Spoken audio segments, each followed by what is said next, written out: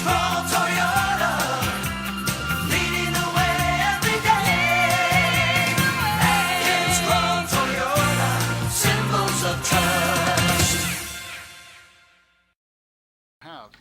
We have 144 million, of which 115 million will be coming from revenues at the hospital, revenues being from Medicare, Medicaid, MIP, insurers, the self-pays, collection efforts from our cafeteria. That is $115 million that we have budgeted. But that $115 million is not enough to cover the hospital's $144 million budget request. However, Vice Speaker B.J. Cruz is even questioning whether or not the $115 million figure is accurate, considering they're only going to collect about $80 million this fiscal year. Is it realistic or responsible to say your revenue is going to be 115 for next year? Or is that dreaming?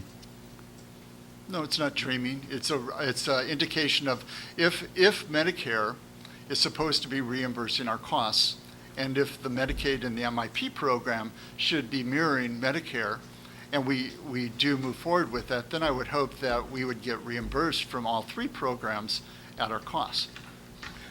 Yes, Senator, but to answer your question. I guess the question is, you said if. Now, your spending plan is not an if plan.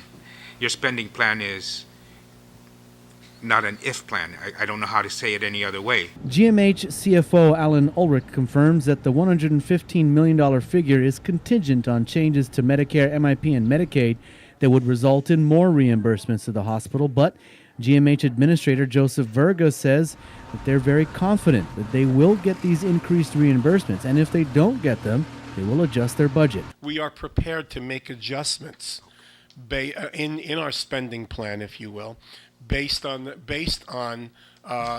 if that does not happen. So, for example, we are prepared to make various adjustments through the service size and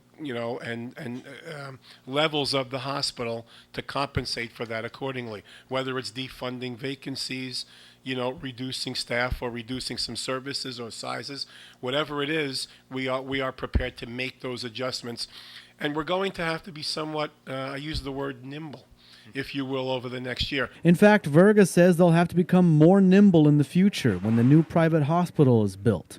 Also, their revenue projections are based on the hospital's proposed new price increases. Our ICU room rates are still set at they've been raised twice since 1985.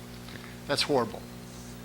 Our med-surg rates have been changed twice since 1995. These are things, shame on us for not doing that, but that's why this is a year that we have to get caught up to make sure we get funding. This means insurance companies and self-pay patients will eventually be paying more for hospital services at GMH.